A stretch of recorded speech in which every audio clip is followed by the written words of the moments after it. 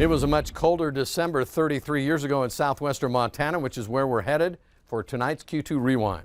It's the story of the hero in a harrowing story that put the nation's gaze on Montana. Mid-December 1984, Madison County Sheriff Johnny France discovers the hideout of the father-son fugitives known as the Montana Mountain Men. Don and Dan Nichols had been on the run for 5 months after they had kidnapped Olympian Carrie Swenson near Big Sky and left one of her rescuers dead. We'll let the voices of MTN reporters at the time take it from here. Tell me about Johnny France as a child. Did Johnny France always want to have the gun at his side, wear the badge? What did Johnny France want to do? What I wanted to be was I wanted to be a bucking horse rider. It would take more than 4 months to find Dan and Don Nichols, SWAT teams, the FBI, the Forest Service, and a sheriff by the name of Johnny France would try in vain until a cold December 13th. France seemed driven, and now he had his break. Smoke spotted by a rancher, campfire. France heads out on snowmobile, spots tracks. For 2 hours follows those tracks. After less than a mile, the tracks started over rough terrain, and France had to follow on foot. Making his way through the brush, France stumbled upon the long-hunted mountain men unnoticed.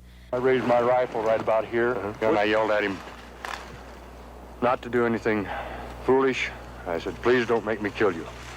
France says both men stood up startled, and the father, Don, went for his rifle. Nearly a Mexican standoff.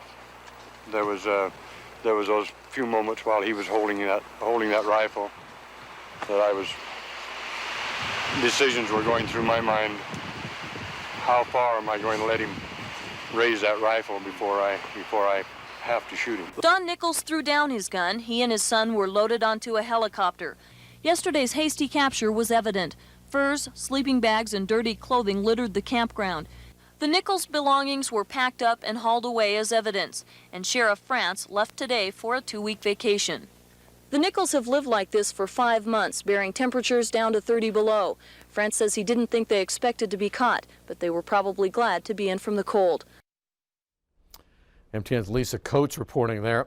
Now we have a couple of updates to the Montana Mountain Man story for you. Don Nichols, who was sentenced to 85 years in prison for kidnapping, assault, and deliberate homicide, he was granted parole this past April and was released from the state prison in August. His son Dan, who was found guilty of assault and kidnapping, he was paroled in '91. In 1986, Sheriff Johnny France wrote a book about his experience entitled Incident at Big Sky. In fact, just this past March, a new Kindle version of that book was released. As for France, he still lives in the Ennis area today.